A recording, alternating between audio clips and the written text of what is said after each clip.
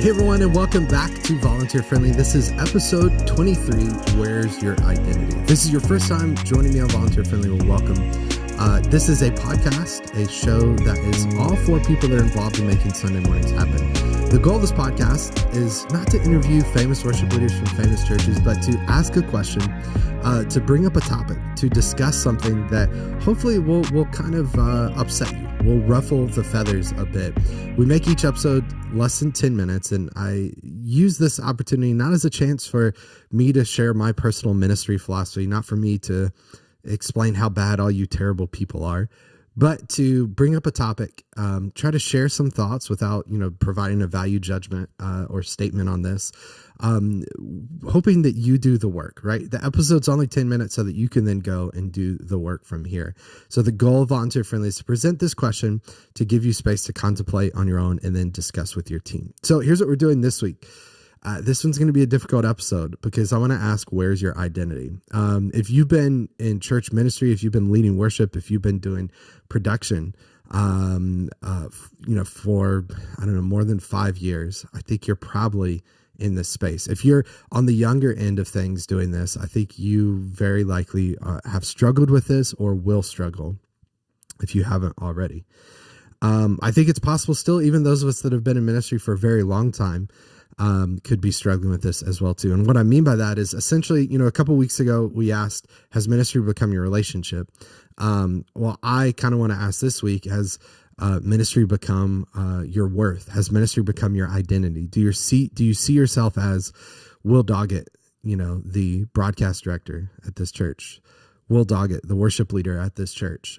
Do you see yourself, particularly if you're at a larger church, a more influential church, if you're someone who, I'll be honest, for me as a guy who creates content on the internet, it's a great feeling to go to a worship conference and have people come up and say, particularly when you're kind of down in the dumps, to come and say, man, you have helped our church so much. You have helped us impact how we do ministry. I mean, that is incredibly life-giving, but it's really, really easy for me to see myself as Will Doggett, Ableton Live certified trainer, content creator on the internet, person who helps ministries have incredible impact. It's really easy for me to get there, and it's easier for me to get there sometimes than it is for me to see myself as Will Doggett, child of God, Will Doggett, husband, Will Doggett, father. And so I think we've all struggled with this, or we will struggle with this at some point. I think there's probably something unique for those of us that serve in ministry because it is tied to that every Sunday thing. It's every single week, right? We discussed a couple weeks ago, I shared that my buddy Chris, and I don't know if Chris came up with this or he heard it from someone else first, but that phrase, Sundays happen with alarming regularity, right? It's the idea that every single week there's a new service to plan, there's a new set list to plan, there's a new set of light cues we have to program. There's a new set that we have to mix for. There's a new stage setup. There's a new stage design, whatever it is. It happens every single week. And I think it's not that like if you have another job somewhere else that you're not doing stuff every single week. That's not the point I'm making that. But a lot of folks, work in sprints or they work for 6 weeks to then launch something. Sunday, worship leaders essentially have Monday through Saturday to get ready for Sunday. And if you work at a larger church, maybe you're a production heavy church, then you've probably been planning for that Sunday, preparing for that Sunday for months on end now, So it's a really easy thing, though, I think, for us to get our identity from what we do. And I think this is a danger. Again, I try not to make this Will Doggett's personal ministry philosophy, so I'm going to go there for a second. But I do think this is a real danger in churches. I think it's a reason why we burn out. I think it's a reason why we fall. I think it's a reason why people become really terrible managers and become jerks to the people around them.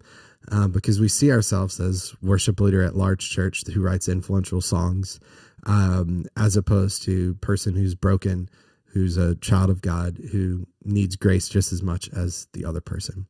So here's what I want to do this week. This will be a shorter episode. I'm making up for last week's episode where I went about 12 minutes and a podcast that's supposed to be no longer than 10 minutes. What we do every week on Volunteer Friendly is I ask some questions.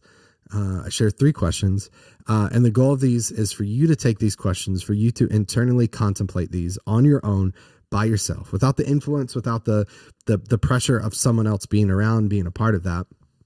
Think about these on your own, and then take these questions and discuss them with your team. And I try to make it super easy for you to do this. So every week we've got a little PDF that you can download that has the questions on it for this week's episode that you can download. You can share with your team. I would highly encourage you to print these out, hand them out to your team at rehearsal. And after you've done the work to contemplate them, you can share them with your team. I hope this show becomes a place that really makes you think. It really makes you contemplate, but then gives you space and structure and something that you can share with your team before rehearsal, before tech run through starts. I'm hoping that's how this helps. So let's dive into this week's questions. Number one, and I'll say this and we'll let it sit in for a second. Number one, has what you do become who you are? Has what you do become who you are? The reality is it can't ever replace who you are. But in your life and the way that you act and the way that you respond and the things you value, the things that are important to you, has what you do become who you are? And again, just sit with that for a second. And that's why I hope that you contemplate this on your own before you discuss with your team. That's why I hope that you maybe even print out the questions yourself and work through this as kind of a mini devotional, an internal devotional kind of thing that just every week you could think through. Has what you do become who you are? Number two, this is another difficult one. Number two, if what you do is taken away, how would you be? Now, grammatically, that's weird, but it could maybe flow a little better. But I worded it particularly a special way. If what you do is taken away, if leading worship was taken away, if being an Ableton Live certified trainer who creates content 7 days a week on the internet was taken away, how would you be? And I use the word be as opposed to how would you feel? Because be feels weightier. Be me feels like it's who you are. It's your internals. We're talking about identity. Be is like something you sit with, right? It's a long feeling. It's not just a quick thing. So if what you do is taken away, how would you be? Think about that one. An exercise that I do quite often is I look into the future and I literally close my eyes and I go, okay, I'm 10 years in the future. If I made this decision, how would I feel? If I went this certain way as opposed to this way, how would I feel? And then I work backwards from there and I go, well, I would feel like that wasn't a wise decision that I made in 2022 and I reverse that. So let's put yourself in that space now. If what you do is taken away, how would you be? Number three, can you take a break?